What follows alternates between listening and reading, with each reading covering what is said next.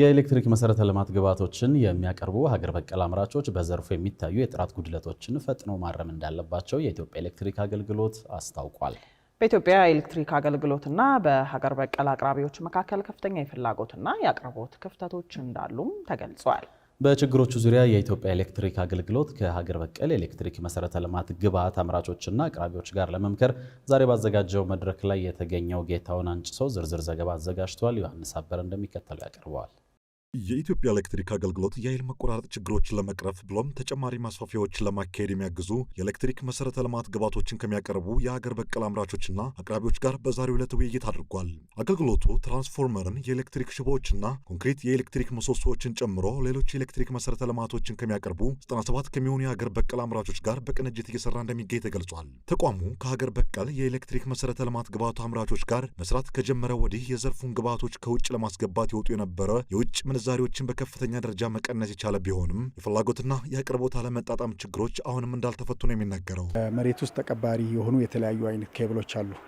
እነሱ በሰፊ ፍላጎት አለ፣ አቅርቦት ደግሞ የለም።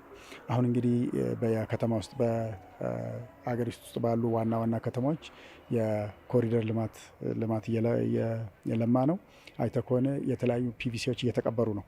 ነገ እነዛ ፒቪሲዎች የመሬት ውስጥ ተቀባሪ ኬብሎችን ይፈልጋሉ። እነዚህ ፍላጎታችን ደግሞ ሰፊ ነው።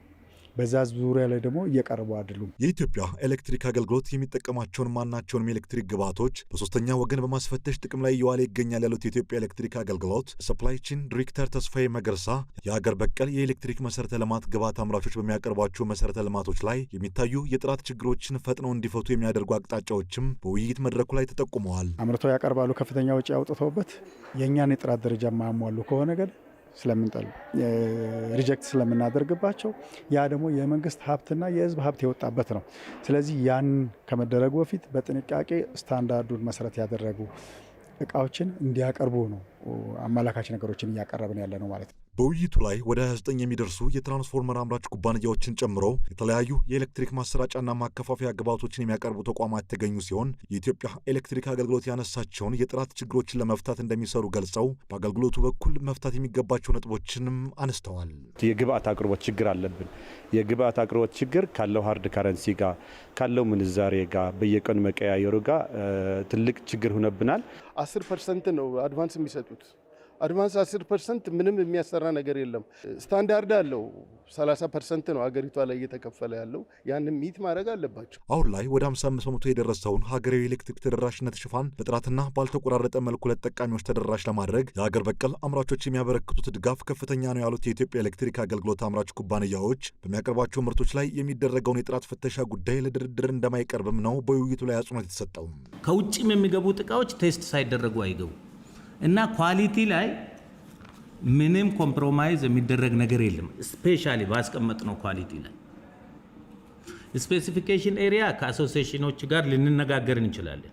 አንዳንድ የወጡ ስፔሲፊኬሽኖች ከዓለም አቀፍ ስታንዳርዶች ከሀገር አቀፍ ስታንዳርዶች የወጡ እንትኖች ካሉ እየተነጋገርን ማስተካከል እንችላለን። ግን ካስተካከልን በኋላ እሱን ኮምፕሮማይዝ አናደርግም። የሀገር በቀል የኤሌክትሪክ መሰረተ ልማት ግብዓት አምራቾችና አቅራቢዎች በዘርፉ የሚገጥማቸውን ሌሎች ችግሮችን በቅርበት በመከታተል ምላሽ እንደሚሰጡም ነው የኢትዮጵያ ኤሌክትሪክ አገልግሎት የስራ ኃላፊዎች የተናገሩት። ፕራይስ ባለመቀየሩ እናንተ ማምረት አቅቷችሁ ስትቀሩ ወይ ስትወድቁ ኢዩ እንደወደቀ ነው የማስበው ነው ፌል እንዳደረግ ነው የሚሰማኝ።